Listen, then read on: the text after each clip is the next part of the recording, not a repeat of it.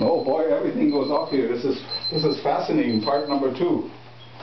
Part number 2. Mine doesn't go. It goes? Oh well. They go on again.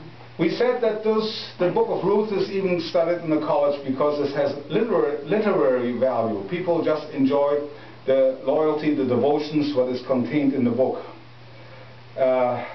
She migrates, actually Naomi is exiled and migrates with her husband and 2 sons to the distant Moab because it was probably just better there. That's like some people here in Canada go to Alberta because they find a job there.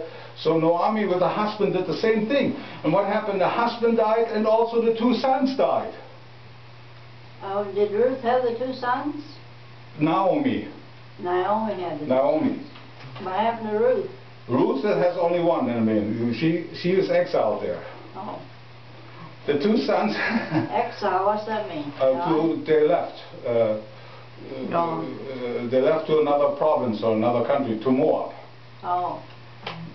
So basically, Naomi was left destitute. There was nobody there, nobody, nothing. Upon hearing that thing, he has turned better into, it gets better in Bethlehem again. So Naomi decides to return. She encourages the 2 young girls, what were with her.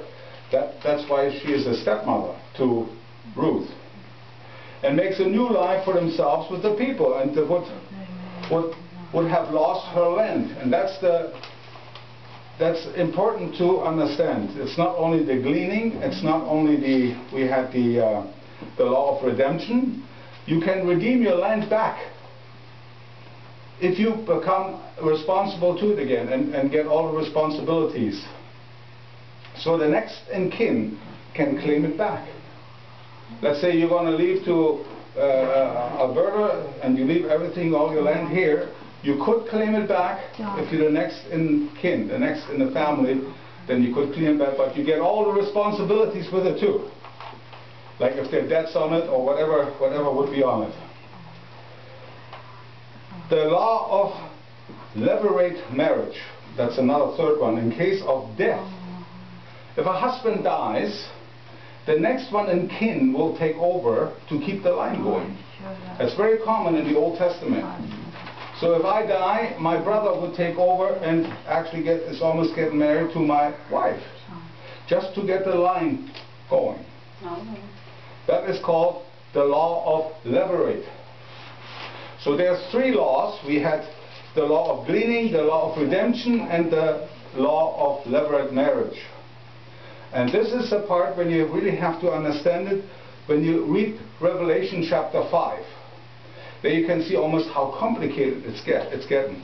If you don't know those 3 laws from the Old Testament, then it becomes a mystery when you read it in the New Testament, because you have no idea really from the Old.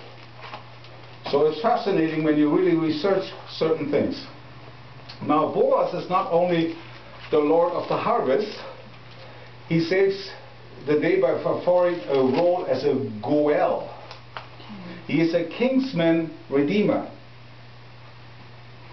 By his invention, the forfeited land are returned to Naomi, and he takes Ruth, a Gentile, to be his bride.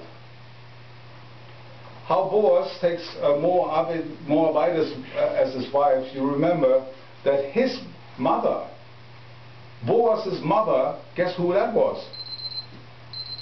Rahab. Oh. And I don't know if you remember Rahab and the Amorites. That was before they went into Jericho. They sent out a spy, and who helped them? That was the harlot Rahab. That was the mother of Boaz. Okay, now in chapter 4 we have a nearer kinsman which refuses to marry Ruth, because he was in line. It goes by almost like seniority. Who is next in line in the family to take over Ruth? And he refused.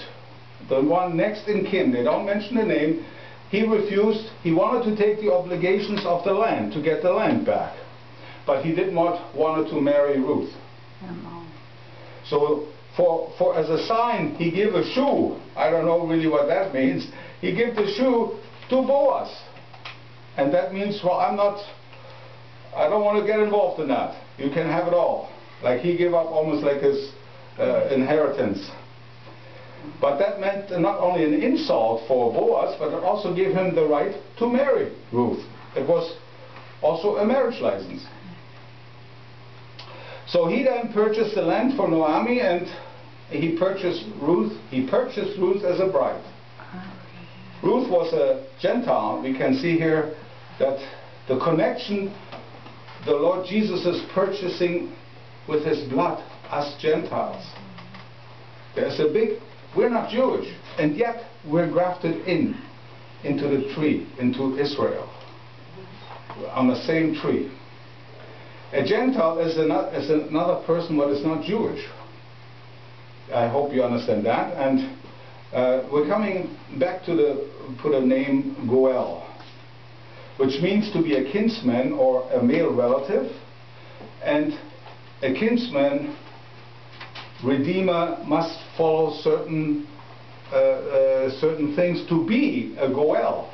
You know, that was interesting, and we can compare that, and I hope we have enough time. Let me see just very quick. I think maybe you understood that what I said. A Goel is not only a kinsman, it is a male relative, but it also is a redeemer, and he must have 3 requisites. Otherwise he cannot be a Goel. That's confusing. Mm-hmm. Yeah, for me too.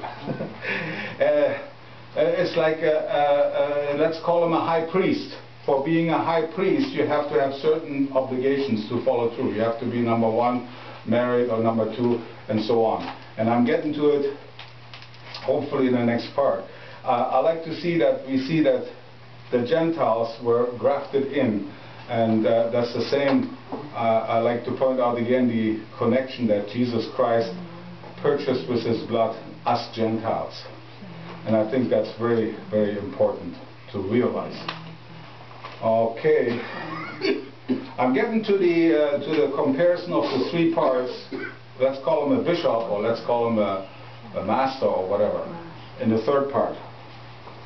And this is a part I don't like. I have to find a program that splits it.